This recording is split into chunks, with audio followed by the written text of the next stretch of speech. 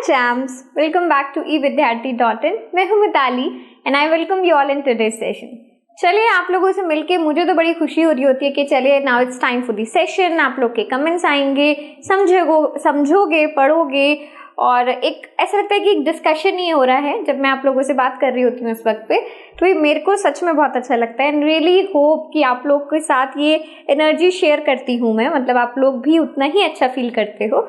मुझे बड़ा मजा आएगा अगर ये ऐसा होगा तो।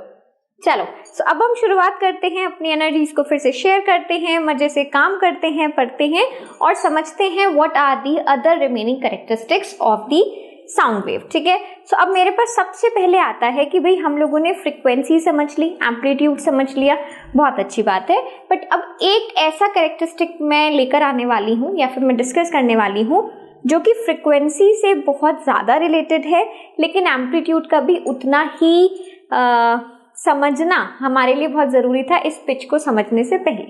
तो चलिए, तो अब हमारे पास एक नया कैरेक्टरिस्टिक है which is known as pitch.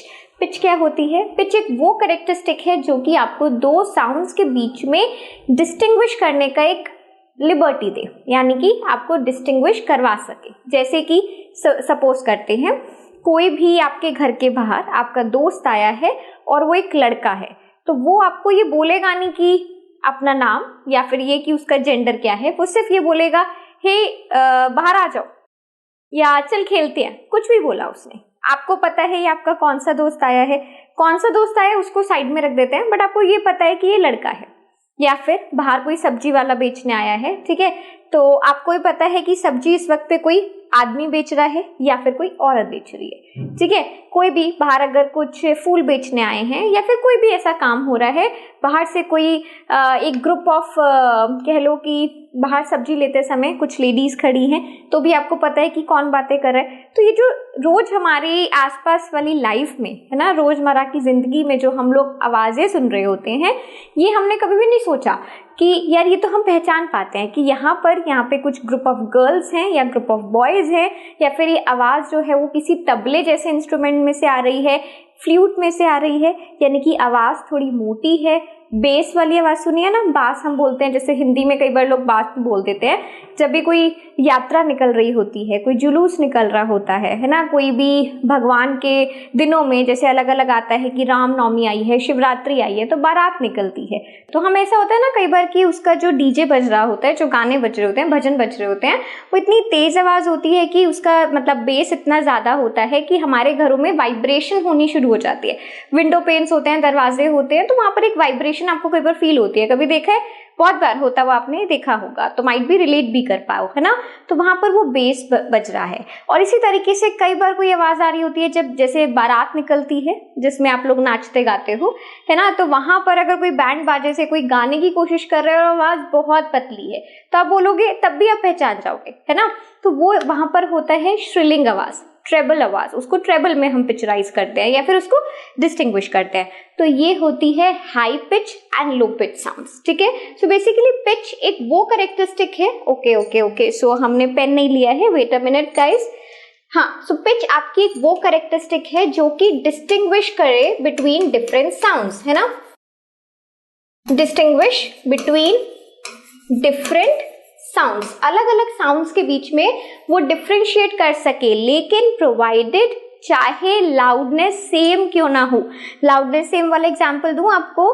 देखो, कई बार क्या होता है, आपके आसपास कोई भी एक भजन बज रहा है या फिर कोई गाना चल रहा है, चाहे जिसमें आवाज बहुत ज्यादा तेज क्यों ना हो, ठीक है, या फिर तेज कहना ज्यादा बेटर वर्ड नहीं है, चाहे आवाज कितनी पतली क्यों ना हो, ट्रेबलिंग क्यों ना हो, श्रिलिंग क्यों ना हो, ये वर्ड को हमें ध्यान देना है। ठीक है, जो कि कई बार अगर हम सुनते भी हैं तो हमें लगता है कि कितनी पतली आवाज है, चुभ रही है या कुछ इस तरीके की, बट फिर भी अगर उस आवाज में एक गाना बज रहा है तो आप उसको सुन लोगे। लेकिन अगर सेम लाउडनेस पर, सेम एम्पलीट्यूड पे एक बच्चा वहां बैठ के रो रहा है, तो गाने को तो फिर भी आप 10 मिनट के लिए झेल लोगे, वो 5 सेकंड के लिए भी, 30 सेकंड के लिए भी बच्चे का रोना आपसे बर्दाश्त नहीं होगा और आप बोलोगे अरे यार चुप कराओ, क्यों रो रहा है, आप खुद ही चुप करा दोगे, नहीं तो उसको देने को बोलोगे कि अरे इसको लेकर जाओ, यहाँ पे रो रहा है। तो फर्क क्या आया? कंडीशन क्या थी? लाउडनेस दोनों में सेम थी, यानी कि एम्पलीट्यूड सेम था। ठीक है ना, तो distinguish between different sounds provided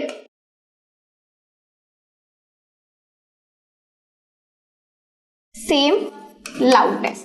चाहे लाउडनेस सेम है फिर भी आप उन दोनों आवाज़ों को डिस्टिंग्विश कर पाओगे डिपेंडिंग ऑन देयर पिच, उनके पिच की वजह से। तो पिच का सबसे बड़ा जो कैरेक्टरिस्टिक है वो आपको मिलता है उसकी फ्रीक्वेंसी से। यानी कि अगर मैं पिच को डिवाइड करती हूँ दो हिस्सों में, एक हो गया हमारा लो पिच और एक हो गया हमारा हाई पिच, ठीक है ना। तो लो पिच और हाई पिच में डिफरेंस सिर्फ इतना है कि लो पिच की साउंड जो, जैसे कि मैंने आपको बोला बास जहाँ पे ज़्यादा होता है, तबला सपोज यहाँ पर बज रहा है, या फिर मेल वॉइस है, ठीक है ना, या फिर आप कह सकते हो कि और भी जो भी एग्जाम्पल आपको लगना है मोटी आवाज़ के लिए, तो वो हमारी सारी साउंड्स लो पिच पे होती हैं। फ़र्क क्या होता है कि यहाँ पर जब मैं अपना ग्राफ बनाती हूँ तो वो एक लो पिच साउंड यानी कि कम फ्रिक्वेंसी की साउंड रहती है। सो यहाँ पर जो फ्रिक्वेंसी होगी वो लेस होगी, ठीक है। और ऑन दी सेम हैंड अगर मैं हाई पिच की बात करती हूँ तो हाई पिच पे ट्रेबलिंग आवाज़ रहती है, यानी कि पतली आप कह सकते हो, श्रिलिंग आप कह सकते हो, ठीक है, या फिर आप कह सकते हो सपोज आप अच्छे से एक मेल और एक फीमेल की आवाज़ को डिस्टिंग्विश कर सकते हो, है ना। तो ये जो आवाज़ होगी ये हमेशा हाई फ्रिक्वेंसी की आपको आवाज़ मिलने वाली है। हाई फ्रिक्वेंसी बोले तो अगर मैं ग्राफ बनाती हूँ तो इस तरीके की साउंड अगर होगी ना, देखो सेम टाइम पीरियड में अगर मैं आपको बोलती हूँ कि यहाँ पर भी 1 सेकेंड हमने लिया है या 30 सेकेंड्स हमने ले लिए, जो एग्जाम्पल मैंने अभी आपको दिया, तो वहाँ पर उस आवाज़ को आप फिर भी बर्दाश्त कर पाते हो क्योंकि लो पिच साउंड है। बट अगर कोई भी आवाज़ उतनी ही एम्पलीट्यूड में उतनी ही देरी तक बज रही है तो वो क्योंकि हाई फ्रिक्वेंसी है यानी कि एक हाई पिच साउंड है, तो हाई पिच साउंड को कई बार हम थोड़ा कम सुन पाते हैं। समझ आ गया। तो यही बस छोटा सा कॉन्सेप्ट है पिच को लेके। इसलिए हम क्या कह सकते हैं, that pitch is directly proportional to the frequency. जितनी ज़्यादा फ्रिक्वेंसी होगी किसी भी साउंड वेव की, हम बोलेंगे उतनी ही हाई पिच साउंड वो है। क्लियर हो गया। चलो नेक्स्ट देखते हैं और क्या पढ़ना है। तो यहाँ पर मैंने आपका वही वेव डिस्टर्बेंस भी बनाया हुआ है कि suppose you have a low pitch sound जिसमें कोई धीमे से गा रहा है, धीमा तो नहीं, चलो यहाँ पर एक चीज को बहुत इंपॉर्टेंट है समझना कि दोनों ही केस में जो एम्पलीट्यूड है वो हमारा सेम है। एम्पलीट्यूड दोनों ही केस में हमारा सेम है, लेकिन फ़र्क क्या है कि जितने टाइम पीरियड में हम मेजर कर रहे हैं उसमें हमारी फ्रिक्वेंसी ज़्यादा हो गई है और दूसरे वाले में उतने ही टाइम में हमारी फ्रिक्वेंसी कम है। तो फ्रिक्वेंसी कम का मतलब है it's a low pitch sound. क्या होगा, ये एक लो पिच साउंड होगा, है ना। और अगर मैं यहाँ पर बात करती हूँ तो ये कैसा होगा, ये एक हाई पिच साउंड होगा। क्लियर हो गया। तो यही एक मेन फर्क है जो कि हमें समझना है किसमें, पिच में। और अगर मैं बात करती हूँ, ओके सब हमारे पास पिच तो खत्म हो गया है, बट उससे रिलेटेड एक और छोटा सा सेशन है, एक बार यहाँ पर देख लेते हैं। मुझे पिच में आपको okay so we are done with it, है ना। इसमें और कुछ और ज़्यादा समझने वाला नहीं है। अब अगर मैं बात करती हूँ क्वालिटी की, क्वालिटी या टिम्बर की, दोनों में फ़र्क क्या है। देखो पिच आपको डिस्टिंग्विश कर देगा दो साउंड्स के बीच में, वो तो बहुत अच्छा है, बहुत खूब है।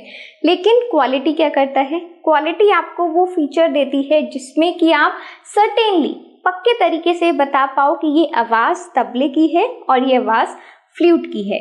यानी कि यहाँ पर सेम पिच पर अगर आप हो, सेम फ्रिक्वेंसी दो इंस्ट्रूमेंट्स की है, सेम एम्पलीट्यूड दो इंस्ट्रूमेंट्स का है, यानी कि लाउडनेस सेम है उनका, बट अगर वो डिफरेंट इंस्ट्रूमेंट से आ रहा है तो वो डिफरेंट इंस्ट्रूमेंट को कौन पहचानता है, साउंड वेव की क्वालिटी या फिर उसका टिम्बर। कैसे, ये हम देखेंगे using the shape of the sound wave.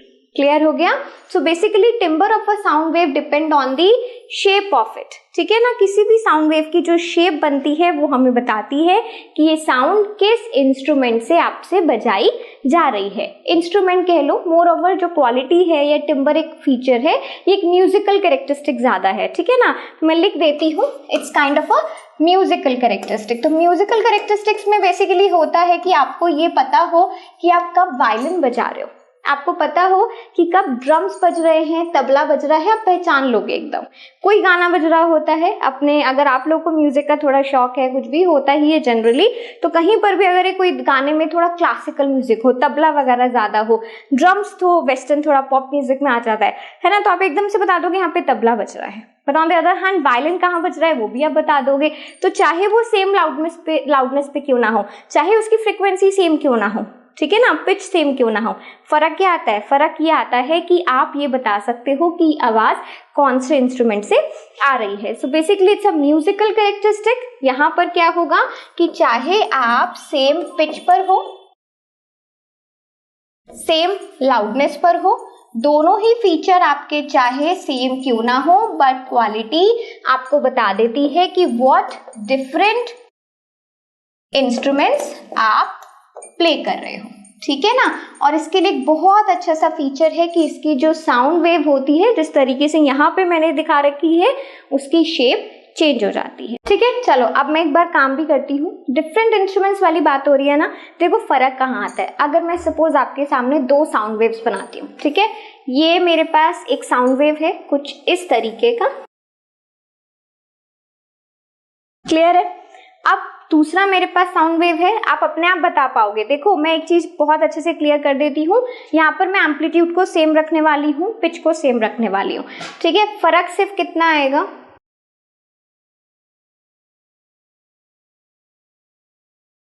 ये देखो क्या है, यहाँ पर मेरा एम्पलीट्यूड सेम है। दूसरे पेन से चलो आपको शो करती हूँ, ठीक है। ये एम्पलीट्यूड हमारा सेम है, this is going to be your amplitude, this is going to be your amplitude, maximum displacement, तो ये आपका सेम है। अगर मैं यहाँ पर नंबर ऑफ फ्रीक्वेंसीज की बात करती हूँ तो यहाँ पर कितना बन रहा है, ये देखो, एक, दो फ्रीक्वेंसी, दो वेव, यानी कि फ्रीक्वेंसी में इसकी 2 ले लेती हूँ।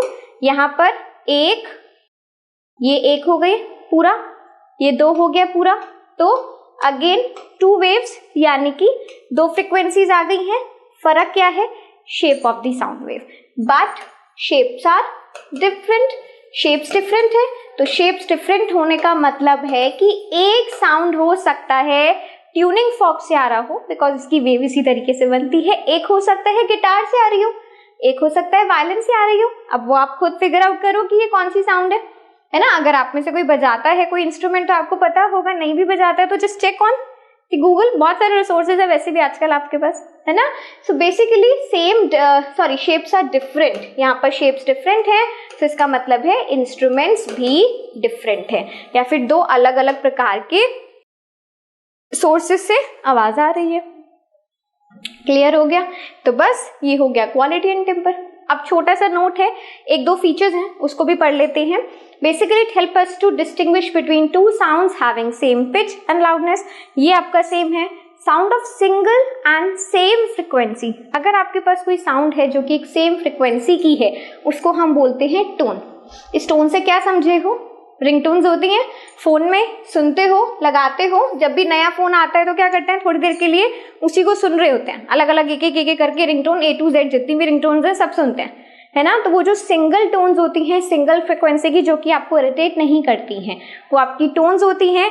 लेकिन जब आपके पास डिफरेंट मिक्सचर्स कह रही हो, डिफरेंट फ्रिक्वेंसीज की, ई आ उ ई आ, कुछ भी अलग अलग जो साउंड्स आती हैं, उसको हम नोट कहते हैं, ठीक है।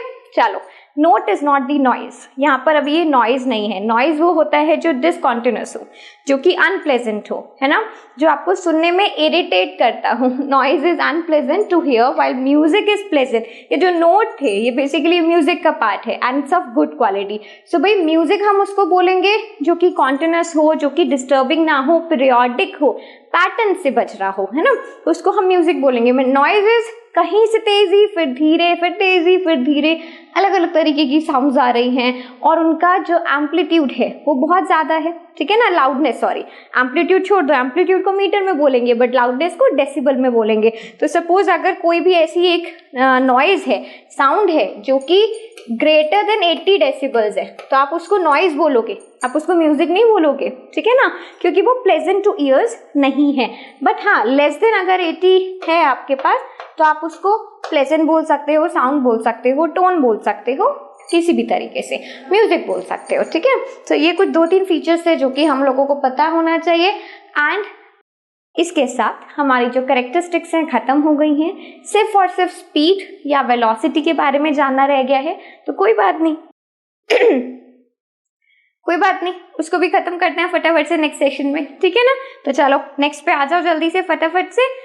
मिलती हूँ आप लोगों से और बड़े बड़े इंटरेस्टिंग टॉपिक्स के साथ। तब तक के लिए everyone keep smiling and bye bye.